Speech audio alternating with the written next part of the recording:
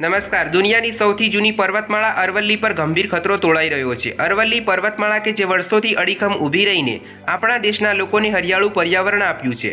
દિલ્હીના રાષ્ટ્રપતિ ભવનથી લઈને રાજસ્થાન સુધી ફેલાયેલી અરવલ્લી પર્વતમાળા હવે ઇતિહાસ બનીને રહી જશે। અરવલ્લી પર્વતમાળા એ ભૂજલનો સૌથી મોટો સ્ત્રોત છે।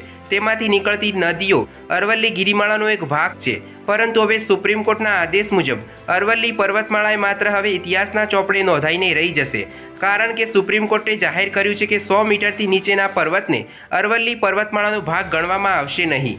જ્યારે અરવલ્લીની વાસ્તવિકતા તો એ છે કે પર્વતમાળાનો 90% હિસ્સો 100 મીટરથી નીચે છે। જો અરવલ્લી માટે આ આદેશ લાગુ કરવામાં આવે તો અરવલ્લીનો નામો નિશાન મટી જાય। સુપ્રીમ કોર્ટના આદેશથી લોકોમાં રોષ જોવા મળી રહ્યો છે।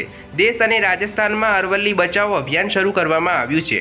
આપણા દેશમાં ને ગુજરાતમાં 100 મીટરથી નીચેના પહાડો હવે ભૂમાફિયાઓને કારણે નામશેષ થઈ ગયા છે। ઈડરિયો ગઢ અવૈધ ખનનનો ભોગ બની ગયો છે અને હવે સરકાર અને સુપ્રીમ કોર્ટના આવા નિર્ણયથી અરવલ્લીનો ભોગ લેવા જઈ રહ્યો છે। અવૈધ ખનન કરનારા ભૂમાફિયાઓ અરવલ્લી પર્વતમાળાને કોતરી ખાશે। અરવલ્લી પર્વતમાળાને બચાવવી એ આપણા સૌની સહિયારી જવાબદારી છે। દેશની નદીઓ, પહાડો અને જંગલો એ આપણા દેશનો અમૂલ્ય વારસો છે। સરકાર અરવલ્લી પર્વતમાળાનો આવો ખોટો નિર્ણય પાછો ખેંચી લે તે માટે રાજસ્થાન રાજ્યમાં મોટા પાયે વિરોધ પ્રદર્શન કરવામાં આવી રહ્યું છે। અરવલ્લી બચાવો પર્યાવરણ બચાવો અભિયાન સાથે લોકો રસ્તા ઉપર ઉતરી આવ્યા છે। તો હવે સરકાર અરવલ્લી પર્વતમાળાને બચાવવા શું નિર્ણય જાહેર કરે છે તેના પર બધાની નજર રહેવાની છે। તમે અરવલ્લી પર્વતમાળા અને સરકાર વિશે શું વિચારી રહ્યા છો તેમને કોમેન્ટમાં જરૂર જણાવશો અને અમારી ચેનલને લાઇક કરો, શેર કરો, સબસ્ક્રાઇબ કરો। નમસ્કાર।